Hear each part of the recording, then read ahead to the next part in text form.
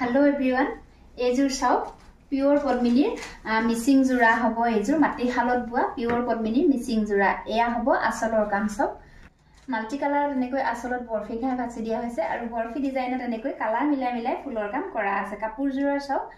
পাৰিটো এনেকৈ ফিক্স কৈ বৈ যোৱা হৈছে লগতে ফিক্স পাৰিৰ মিসিং জোড়া হ'ব পিওৰ পদ্মিনীৰ আৰু মাজে মাজে এনেকৈ সৰু সৰুকৈ বুটাৰ কাম কৰা আছে কাপোৰজোৰৰ